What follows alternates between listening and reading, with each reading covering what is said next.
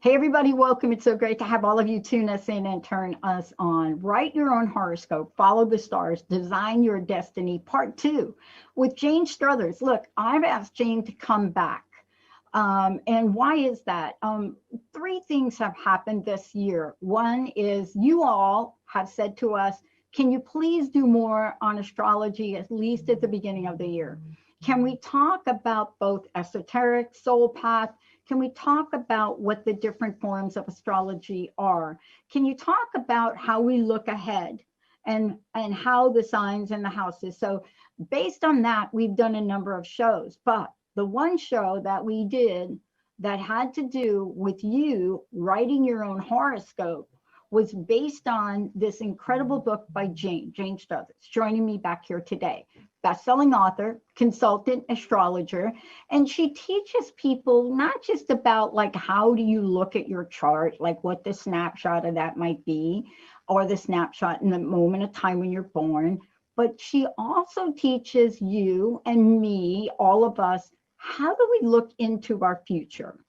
How do we do that based on the planets and what they're making contact with, transit, so to speak? This language really in astrology can be daunting unless you break it down and you get someone to say to you, wait a minute, as planets move, the energies move, the direction moves. And by the way, if you do a solar return chart based on your life on the East Coast, it might change. If you look to the future and you do that chart and you say, I'm in New York, but then you pick yourself up and you move to Seattle, how does that impact? Today, we're going to be talking, and this is part two. How do we make that move? How do we interpret this? How do we look at this? And by the way, if you don't have Jane's book, write your own horoscope, follow the stars, design your destiny, we're going to let you know how to do that. And we have a copy of the book to give away today.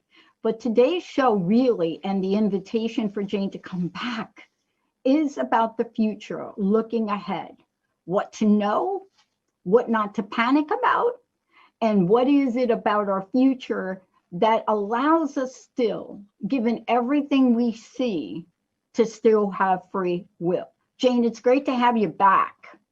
Thank you. It's great to be back.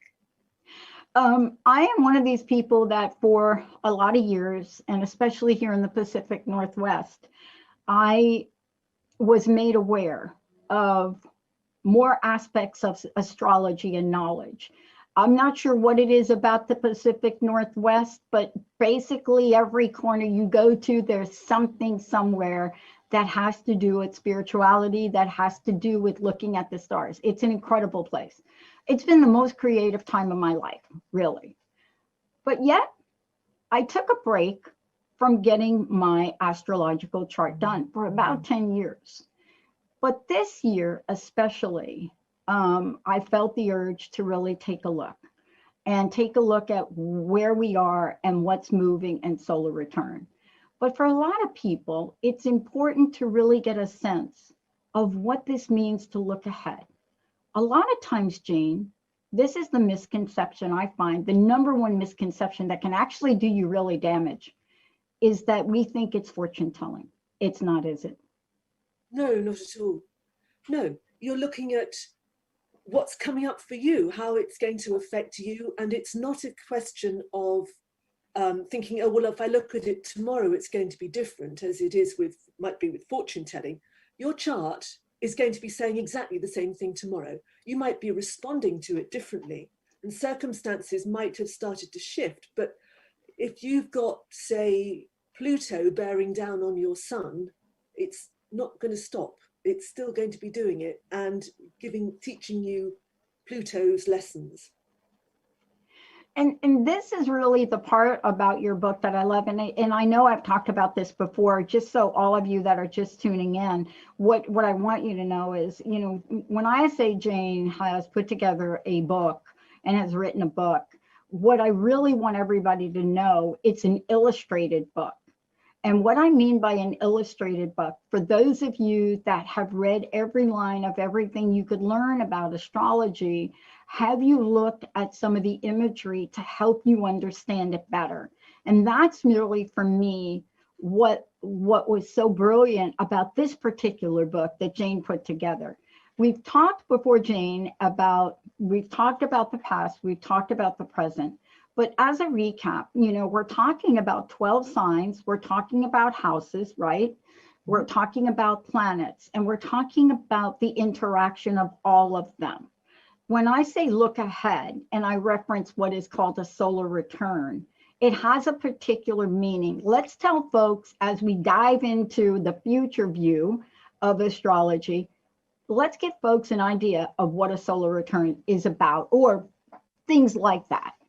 Okay, well, a solar return is a chart for the moment when your sun returned to the exact degree and minute it occupied when you were born.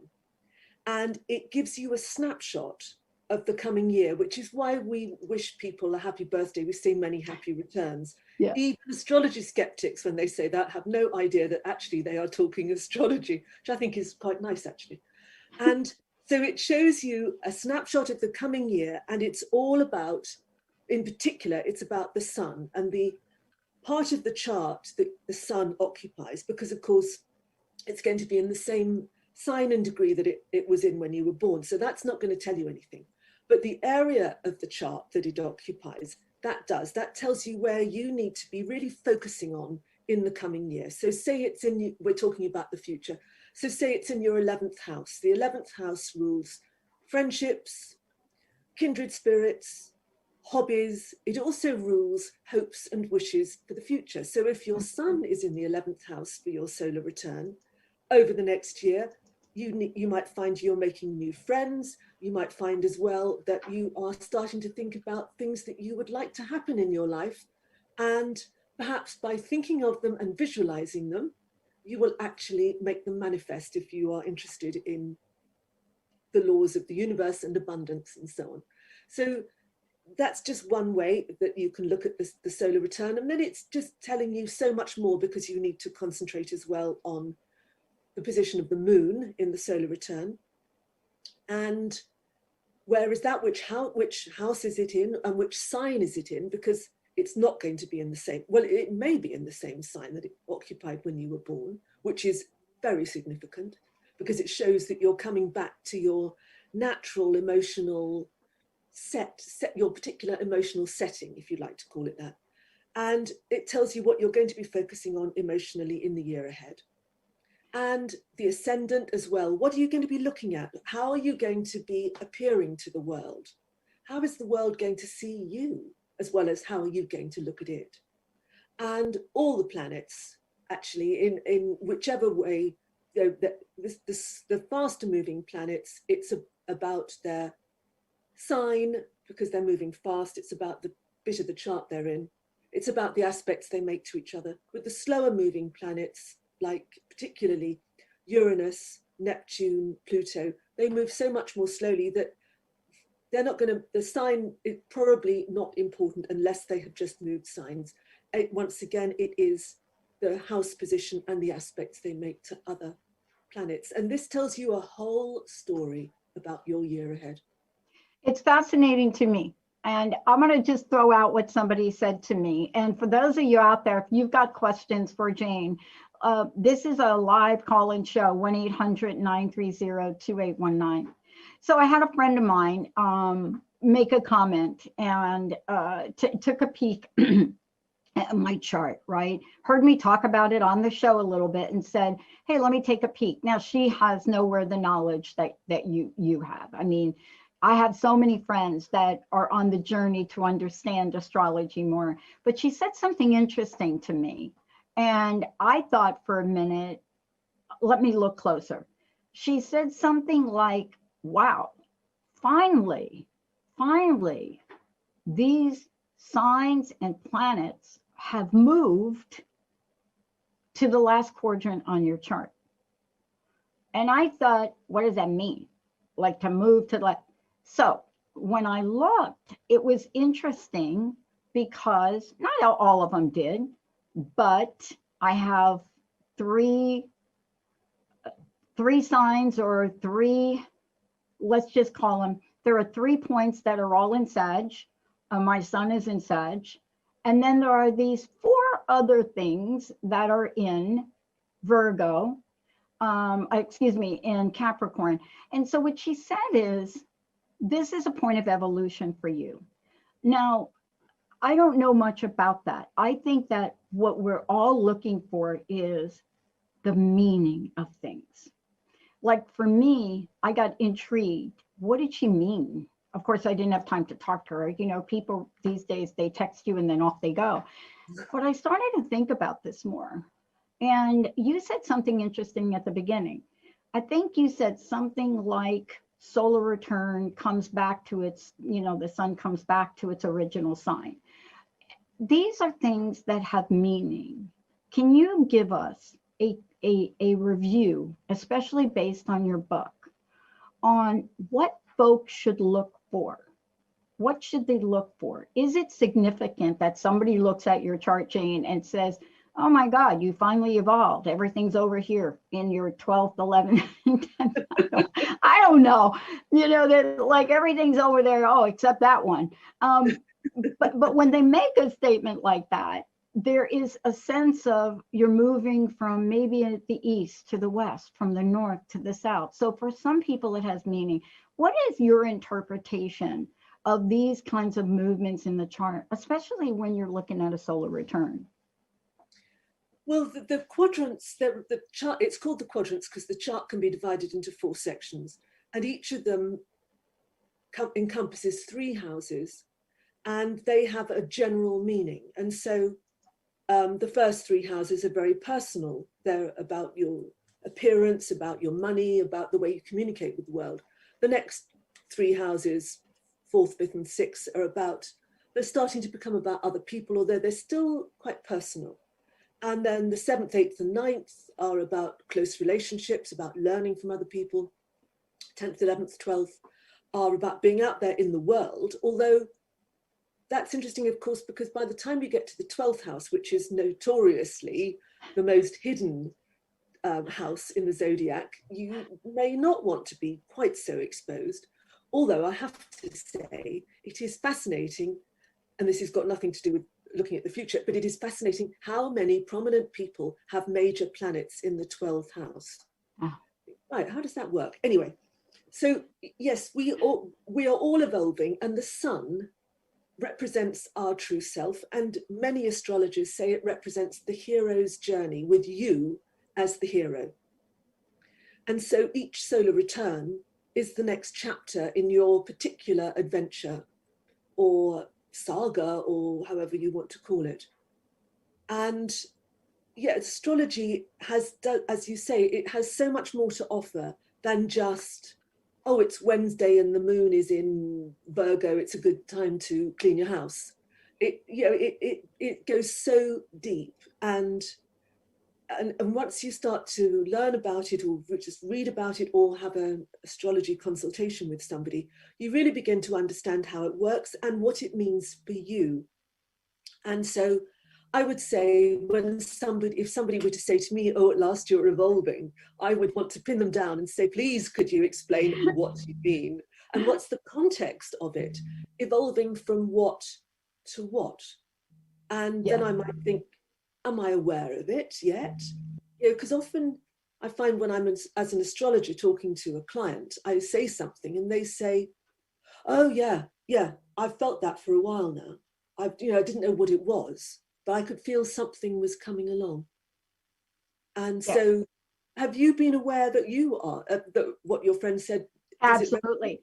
Absolutely. And that's why when she said it, and of course, I'm not looking at my chart, but this is really for all of you listening to this, is what I love what you said, Jane, is that, part of this journey is both about what we look at when we're looking at the movement of the planets and, how they move through this, how they move through one's chart, but also there's this intuitive nature of things. And so often we dismiss the intuitive nature, or we dismiss the ability to write our own astrology story, right? Write our own horoscope, so to speak. We dismiss that and default to somebody else. But when my friend said that, I didn't question it. I thought, yeah, it feels like growing pains all over again in a lot of ways. But then I thought to myself, wow, after the year we've just had, who isn't evolving? That was me kind of dismissing it, so to speak. But it made me go back and look at my solar return. And and for people, this is just my advice to folks, and maybe you can chime in. I felt and have always felt I do better sitting down with someone.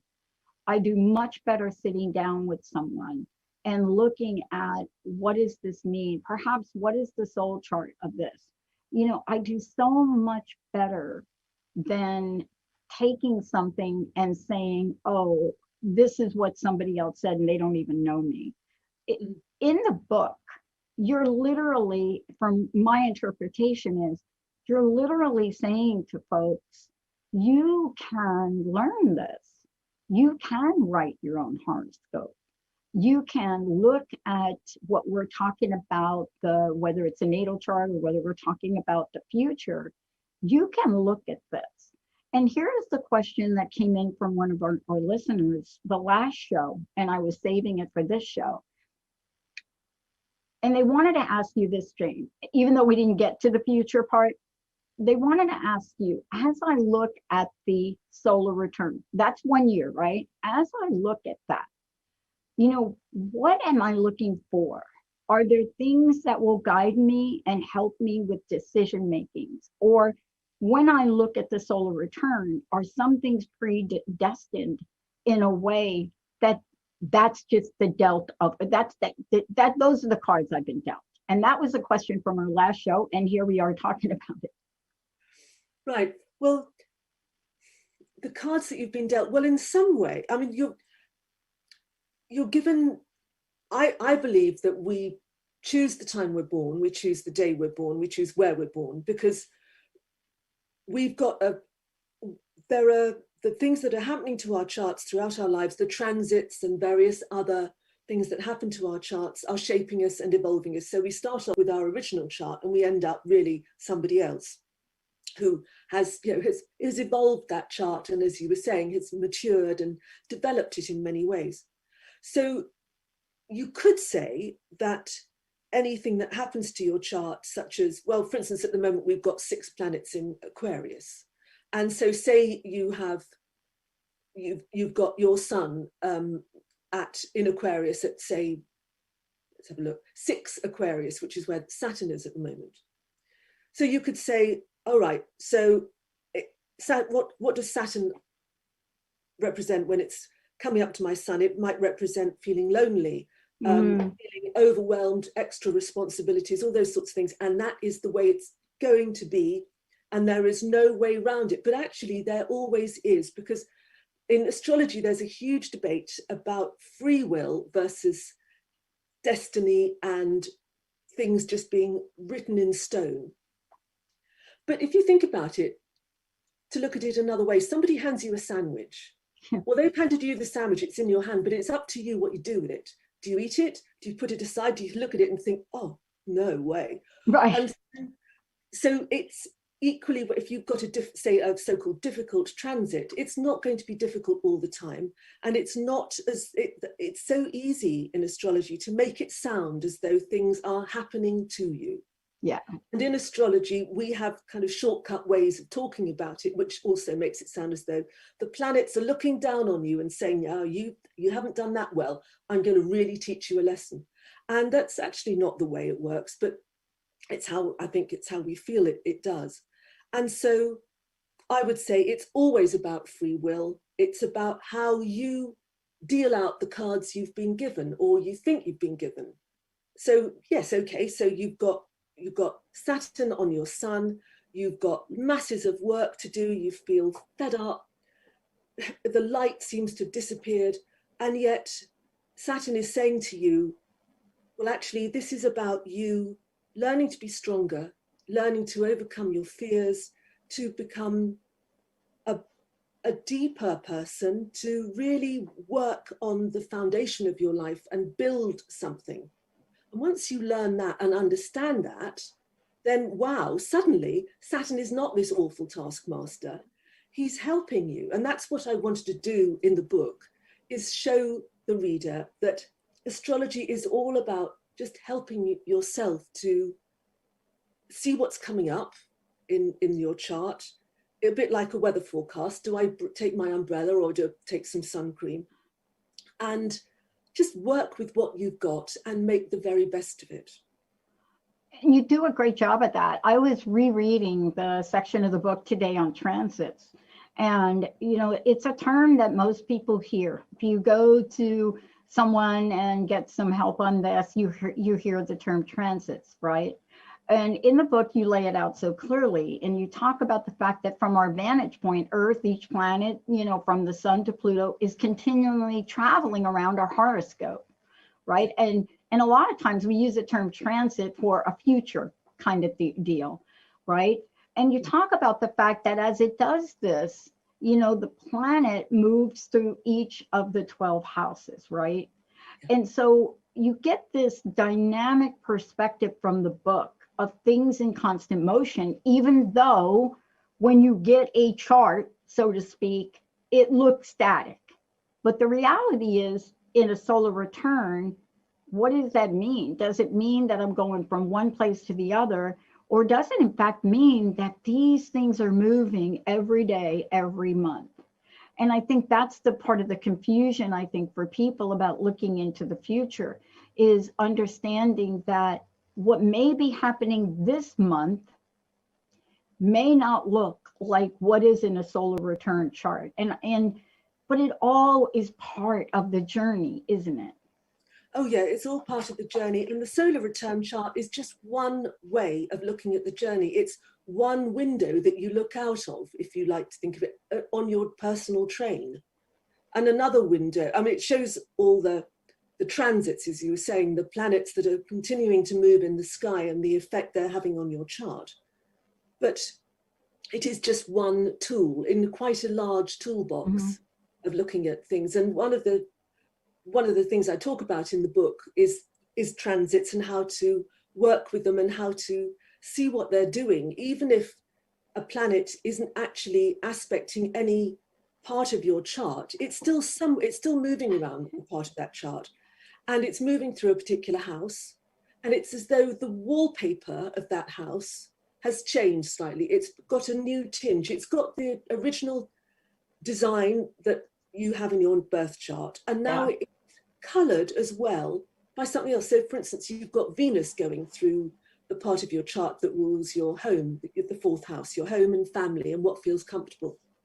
And you've got Venus going through it. And suddenly you want to pick flowers, you want to buy flowers, you think, I'm fed up with those curtains, actually. I want something much prettier. And my bed's not very comfortable. And so you start to do all kinds of Venusian things to your home. And so there are all these influences all the time affecting your chart. And so it is quite complex, but you just start at the beginning and you work through to the end and just see how things are. You know, one of the things that I think we don't talk about enough, and you mentioned it in the last show, and I really want to get to it. You talk about your life's path, and you talk about that there are significant periods in life. And in this, I don't think we talk about these enough, right? Every once in a while, you'll sit down with somebody and they'll say, ... every X ... years. But in your book, you talk about these. You talk about these significant periods of time and how they return, right? Whether it's 28, 29, and lo and behold, when you start to look at some of this and you look back, you're like, oh, right, Jane. Yeah, that thing happened then. Talk about these major periods for a moment so that folks can be thinking, all right, solar return's great, but you know, is there a major period I should be paying attention to today? Well, yeah, the planets move in cycles. And each planet has its own particular cycle before it comes back to the position it occupied in your chart. So the sun is a year, the moon is once every 29.5 days. Mercury is roughly a year, Venus is roughly a year, Mars is roughly 2 years. Then, and those are all fast moving, they're called the personal planets. And so they are interesting, it's interesting to watch them, but it is much more interesting to look at Jupiter, which has a 12-year cycle. So once a Jupiter return is considered very lucky. It's generally a time when good things happen. And if I ever hear somebody say, oh, you know, something happened, I got a really good job, and then 12 years later, a really fantastic opportunity came along, you think, you think, wow, that's Jupiter speaking. Jupiter was doing something, even if it wasn't a Jupiter return, it still completed a cycle. And you mentioned 28, 29 years, that is Saturn. Yep. Saturn return. And we have the first one when we are between 28 and 30, depending on our chart and the rate at which Saturn is moving at the time. And that is always a time of growing up. It's a time when often quite difficult things can happen. There might be, it's a kind of reality check. And it is fascinating, once you know that, to listen to people's stories. Film stars, for instance, rock stars, and hear, oh, when they were 28, their career fizzled out, or they went into rehab, or something like that. And you think, oh, look, there's Saturn. And then it comes back when we are about 58 to 60. That's the second Saturn return. And the other one that's really noticeable is Uranus, which is the planet of shocks and surprises. And Uranus has a cycle of 84 years, which is why actually, if we manage to get to about 84, often we become a bit wacky because Uranus says, okay, I've done all that. I've gone through your whole chart. I want to do things differently now. I'm fed up with this. I'm going to dye my hair pink or whatever it is. And equally, when we are roughly in our early 40s, it's called a midlife crisis. And astrologers, midlife crisis. So that's Uranus. That's a half return of Uranus. It's opposing its natal position, and it's saying, "Is that all there is? Is there? You know, are we happy with this? Do we want something different? I'm bored. I'm going to throw over my job. I'm going to leave my partner. Whatever it is, it's extraordinary how often it happens." Yeah, so, I got to tell you, all of that. You know, it's fascinating when I look back at this after reading your book, and I went back and I looked at this, at what that point in time was for my life. And we're going to take a short break, Jane. When we come back, when I look back at it, I thought, man, that is, if I were to write down what happened during the period you're talking about, it would be a country western song, #1 of the charts. And is there anything I might have done differently? When we come back, we're going to talk with Jane about the energy of this and some of these other major impacts, as well as how do we write our own horoscope vis-a-vis the future. Jane, what's the best way for people to find out about you and also get a copy of your book? Well, my book is available on all online bookstores and in physical bookstores if they are open. And you can find more about me at my website, which is janestruthers.com. Cardinals and trines and more. Oh my. Cardinals, when we come back, what happens when you get information and you think to yourself, wow, is this really the direction? Is my soul calling me here or there? What do we do to take action and align? We'll be right back with Jane Struthers. All clear.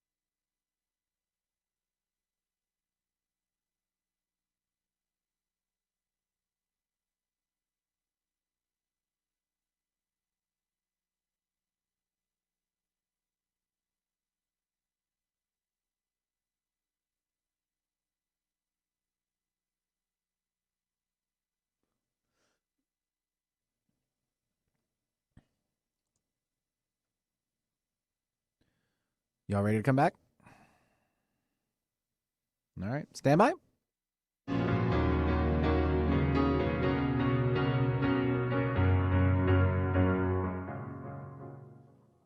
Write your own horoscope. What does that look like? Jane Struthers joining me here today. We're doing part two. We're talking about the future. We're really talking about, writing it. What does that mean? But part of writing it, as you've done so well and just great in the book, Jane, is you lay this out in the way that we understand the dynamics of it, right? You talk about themes of a Venus transit, so to speak. And these are some of the things that are mind-boggling. If we take a look at a chart, right? And I actually had somebody do my chart one day, said, your birth chart's really quite boring, but your solar return's really quite interesting. And, that was my first reading when I moved out here. And I thought, okay, all right. But what's interesting, I got to understand what that meant.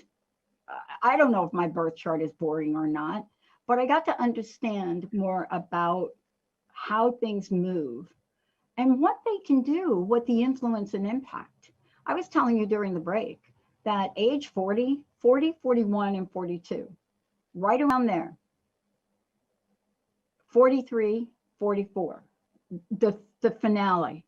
But it started at around 40. And I faced myself in the mirror. I walked away from alcohol. I became a maverick at work. I refused to do things that were unfair. And now I'm 41, going into 42. I just looked at myself and said, what am I doing? And as my boss is firing me in 92 and ripping the badge, all I could think about is Columbia. Can I get to Columbia? Do they have my application to go back to school? And off I went. I became a maverick. I started support groups for downsizing.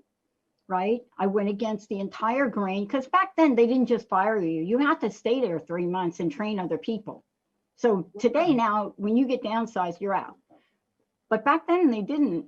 And when I read your book and I thought about this period of time, this halftime, as you call it, it shut a lot of doors and opened twice as many. Mm-hmm. Mm-hmm. When I was going through it, I didn't see the pathway. And by the way, at the end of 92, out of a whim, came to Seattle, spent the summer, went back to Jersey, packed everything up, and moved to the Pacific Northwest, just like that. Couldn't explain why to people. I mean, honestly, it's so not me to do that. Couldn't explain why. Didn't traded my gym equipment for a chopped Harley, packed everything on the truck. In the middle of winter, came across the pass, stayed here for a year, and a year later was accepted to school, ended up back in California. So if I look at that, just that point in time in life, based on what you said, boy, does that exemplify what we're talking about. Yeah. Couldn't have predicted it, but maybe somewhere in my chart, you'd have seen it. Yeah, yes, because it's going to show up. That kind of radical change, that potential for radical change is going to show up in your natal chart, because somebody whose chart says that they need complete solidity, they need safety, they need to know what's going to happen next week, next month, they are not going to do that. And that is actually one interesting thing to say about looking at the future. You need to look at it's why it's very important to understand your own chart before you start looking at what's going to happen to it, even though that's might be a bit like saying to a child, you've got to eat some bread and butter before you're allowed to eat the cake. But it tells you, you look at the chart and then you think, okay, well, in your case, quite clearly Uranus, cutting up rough and doing all sorts of stuff in your chart, especially that instant change, that's so Uranian. But you see, if you had 10 million planets in Taurus, then your chart says you're never going to do that. You're never, ever going to do that because it's impossible for you. So it's why it's so good to look at your potential, which is something we talked about last time, and to understand what you are capable of doing in your chart. And that gives you a much better idea of when you're looking at a transit coming up, or you're looking at your solar return, and then you begin to put the two things together. You might think, well, okay, I've got Uranus transit. It's going to cause havoc, or it could cause havoc. Okay, so how can I manage that? How can I express that? Maybe in a way that doesn't just leave the plaster coming off the ceiling and me feeling as though I haven't got a clue whether I'm standing up or on top of my head. So there are ways of just understanding your chart before you know how to really how to appreciate what the planets are doing to you and work with them. Because the more you fight, clearly you worked with that Uranian transit, you heard the call and you answered it. Whereas somebody who hears the call saying, you need to change, this isn't working. And the more you stick at it and the more you deny it, the harder it's going to be. So Yeah. I think it's like, I always think of it, it's like stepping on a travelator in an airport. You know, when I was small, I was terrified of getting on top of escalators. I know, me too. Going in and out. Do I know? Oh God. And you get on a travelator and it's, you know how it is when you're on the right journey, you're just moving seamlessly along. And that's what it can be like once you begin to work with astrology. You understand what the planets are telling you. You interpret that in your own way, because as I was saying, it's not a prescriptive thing. It's just, okay, this is an energy which is telling me to change. I need to change something. And actually, we always know what it is we need to change. We just may be resistant to doing that because it's scary. And as I said, if you have a very fixed chart which says, no, you need the status quo to prevail, then it's going to be very, very scary. But it can equally be scary, actually, if you're the kind of person who thinks, okay, bring it on, because then you might go completely over the top and you might end up thinking, what on earth was all that about? But clearly, in your case, it was a huge success and you did what your soul wanted you to do. And I went back and I looked at this on my birth chart, and I'm not exactly sure where it is, but ever since reading your book, and I've gone through this now, looking at the future, I've gone back and forth. And I use this one element because I think it's important for me. I'm the kind of learner that if I could focus on one thing to understand it initially, right, then I'm really good at globalizing it or transferring that knowledge. But I went back and I looked at Uranus in the birth chart, and I think it was Uranus 8, Cancer 12, something like that. I think it was something like that. And then I went back to try to find where that was, right, and what that meant, because you're right. You know, it's not just about a solar return. I mean, I could tell you where those planets are now as I look ahead, but when we try to reflect back, it helps us to be able to write our own horoscope because we have a reference point, Jane. Do you know what I mean? Oh, absolutely, right? Absolutely. And actually, it's a very good way of learning astrology once you start to look at what's coming up for you. If you feel daunted by it, and it can be pretty daunting, start by looking backwards. Start by looking at think of as you're saying, think of a time in your life which was a standout time. It might have been standout because it was really happy, or it might have been terrible, whatever, but a time where there is no mistaking what was going on, and then look at what the planets were doing at the time and piece it together. And then you start to get an idea, not only of the way the planets act, but the way they act with you. Because if I have a client who's got some major transit coming up, which is going to bring some sort of life change, I always ask them what happened the last time that transiting planet contacted the particular bit of their chart that it's going to be touching. You know, what happened 20 years ago? What happened 30 years ago? Whenever it is. And that gives a flavor of what's to come, because then it does tell you how you react to that particular transit. I'll tell you, I got so interested in this one point in time in life, and let's talk about this in terms of what people can do to understand how to look ahead. I went back and I looked at my birth chart and I discovered something interesting, and I would like for you to comment on it because we hear a lot about this. we hear about retrograde. Now, I looked at my chart and I went back, right? I mean, I'm looking at my solar return, but I was really, after talking with you, I needed to look at these major things to say what was. So I went back and I looked at the Uranus 8, Cancer 12, and it had a little R, and it was like I don't know if that's an RX or I don't know what that is. Yeah. I'm assuming that's retrograde. Correct. Is that correct? Yes. Can you talk about this? I think that, and then I looked at my birth chart and I'm like, oh, you got another R over here and you got another R over here. And I'm thinking, what the heck in my birth chart? And so a lot of people only know one retrograde, Mercury. And when they see it, they're like, oh, I don't have that experience with Mercury retrograde. We're a broadcast network. Everything slows down so we can catch up. But tell us about that. When people see that in a chart, I don't know if it's in a, but when I went back and I looked after we talked, I thought, what Uranus, Cancer, what is that house? Is that my second house? Uranus, Cancer, and it's got an R. How do people interpret that retrograde? Well, as you say, it can cause confusion, and it means, in terms of the astronomy, it doesn't mean that the planet is moving backwards. It just means that the planet, its motion is slowed down relative to us. And so from our perspective on Earth, it seems to be moving backwards, but it isn't really. And in a birth chart, any planet that is retrograde means that there is something slightly different about the way that planet is expressing its energy in the chart. And it depends on the planet concerned.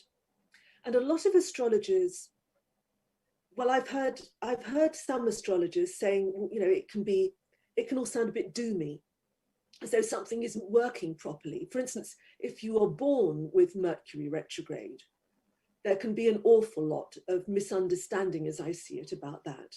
You know, people can say, oh, you're going to be dyslexic or whatever. But I think it is simply that you are expressing Mercury's energy, which is about communication. You're expressing it in a slightly different way. It might be that it takes a bit longer to understand things, or it might be that you need time to mull things over before you really get them, and you might spend a lot of time worrying about things, because it also depends on the sign that the planet is in. But with you in the natal chart with a slow moving planet retrograde, what it means actually is that, for a start, that it's going to be pretty much opposite the sun, because that's the way it works astronomically. So there are times every year when a planet is retrograde.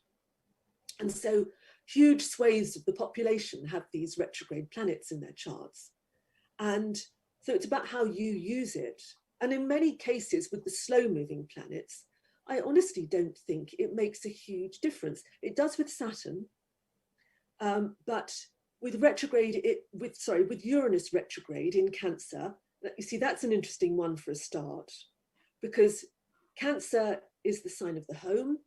It's the sign of emotional security. It is so important. The part of our charts, we've all got Cancer, the sign of Cancer somewhere in our charts, and it's the bit that wants to be hugged, that wants to feel safe and cozy. Uranus doesn't want to feel safe and cozy. Uranus wants to just say, I can't swear online, but Uranus wants to tell people where to get off at times, and he wants to do things his way. And he certainly does not necessarily want to be all cozy and snuggly on the sofa watching TV every night. That's boring. Do it once, not doing it a second time. Thank you very much.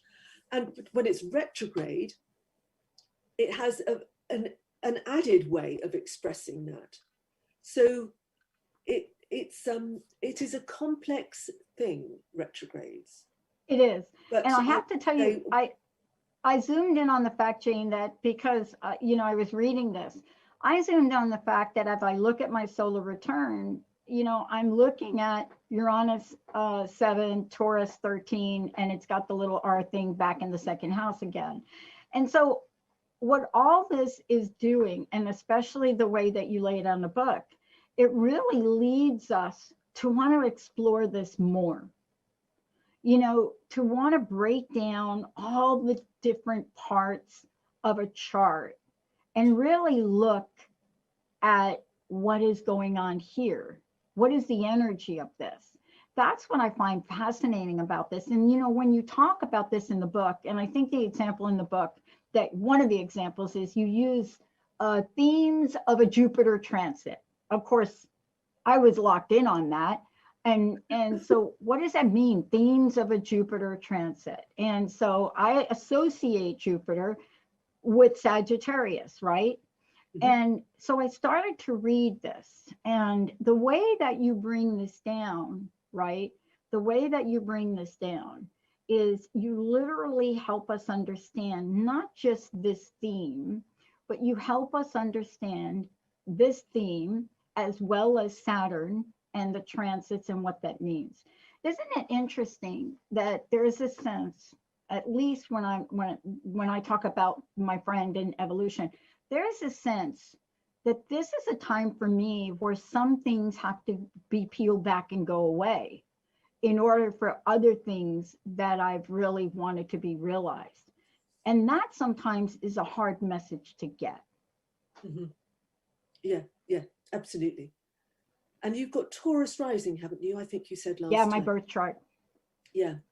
So you see the world in a Taurian way, which is wanting things to be not always the same, but you need a bit of security. You're looking at the world in a way that you want to bring you security somehow, which this is one of the things about astrology, because our charts are full of little contradictions, and your sun in Sagittarius Sagittarius is the sign of the philosopher, the adventurer, the person who is looking over the horizon. What's coming up? Taurus is looking down here. What's here? What's under my feet? Oh, good. And so also with you, with your Taurus ascendant, and anybody else listening who's got a Taurus ascendant, you either have had a Uranus going over it, or you're going to have Uranus going over it. And that is going to be an uncomfortable and disquieting experience for somebody with a Taurus ascendant. So you might find, have you had it yet? No. I've had a couple of different experiences, but the way I think about, like if I were to blueprint myself and think about what you just said, just around Taurus, I'm the person that could decide in a nanosecond, I want to go skydiving. I would decide that in a minute, that I'm going to get on a plane and I'm going to go to Hawaii and I'm going to go skydiving. But if you're me and you do that, which I've done, and you are waiting to hit the target they said you're going to hit, and instead you start to circle out towards the ocean, the Sagittarius doesn't kick in always and says, oh, isn't this fun? We're going to land in the ocean, right? The Taurus is like, you said you were going to land on the target. I'm still having a great time skydiving. I still got on a plane. I still went and did this. But wait a minute. You're not going to land on the target. What is up with this? And I don't know if that describes what you're talking about, but I feel this in almost everything I do. I feel this in building a network, a positive talk network, in working with our hosts. I feel the expansive nature of things, but it's got to be grounded in results. And that's always an interesting thing for me, right? You know, yeah. I'm the person that could get on a train and take a train ride around the world, but the train better show up on time. Jane, thank you so much for today. Please tell us how we can get a copy of the book, how we can find out more about this. I mean, you really cover so much of the questions that people know so little about, and you do it in such a way, an easy way to comprehend. Thank you for doing that. Please tell folks how to get a copy of the book and how to find out more about you. Thank you. Well, you can get a copy of the book on Amazon or on Bookshop or any other online book-selling site, or if you are fortunate enough to have a real live bookshop round the corner that you are allowed to go to, then you could buy it from there. And my website is janestruthers.com, and that talks about that book. It talks about other books I've written as well, and a bit about me. And so that's how to find out about me. Well, let's do something spontaneous. I'd like to get Mandy on. I know we've only got a couple of minutes left, but let's do something really Sagittarian right now. Benny, let's bring on Mandy. I know. Hey, Mandy, welcome from New Jersey. Ask your question, babe. Thanks. Good. Yeah, I was just wondering, like, I'm fascinated by astrology, and I follow a lot of the horoscopes and people on YouTube, but nothing really seems to change for me, despite the efforts I make. Year after year, I feel like it's the same thing. In life, you mean? Yeah, in life, nothing seems to really change. Where I hear all these astrologers talking about all these transits and things, and I wonder, like, okay, I wonder what's going to happen for me, and nothing ever changes. Have you looked at what the planets are doing to your chart? Yeah, and I find it so confusing. I know my sun is in Virgo, and I'm a Scorpio rising, Capricorn moon, but I would have to have someone hold my hand to understand what all of this means. Yeah. And Yeah. I suggest you do that. And certainly you can get a hold of Jane. But I'll tell you, I have a Capricorn moon too. And sometimes with my Capricorn moon, I just feel like it totally ignores the other 3 planets in Sagittarius. It just, you've got to do the laundry, Pat. You know, I don't want to do the laundry. I want to paint. But I suggest you work with somebody on this, right, Jane? Because I think this is important. Oh yeah, definitely. I would suggest you see an astrologer and talk to them and let them explain things. And just really a good astrology consultation is a conversation. Yeah. It's not the astrologer telling you how you are. It's Yeah. the two of you discussing it, and so that you can understand it. And then you might find that actually some of the things that you thought hadn't really happened have happened. Yeah. Maybe slow, because Capricorn moon, you know, it's very resistant. It's so defended, a Capricorn moon. Oh my God, don't remind me. But Do me a favor. Can you stay on the line? And I want to give you a copy of the book. That's a great place to start. Benny will get your information. Yeah, Capricorn moon defended. Is that the word you used? Yeah. Yeah, that's Jessica and Linda. They'll tell you about that. Jane Struthers, Jane, thank you so much. Wow, what a great show. Thank you so much. Jane's book, Write Your Own Horoscope, is available. Please, it will open up a lot of doors. And Mandy, stay on the line, and Benny will get your information. We'll send you a copy. Jane, thank you so much for coming back. It's a pleasure. Thank you very much. I loved it. All right, nickname. I can hear Linda and Jessica now, the Defender. Okay, here we go. All right, everybody, short break. We'll see you in a minute. All clear?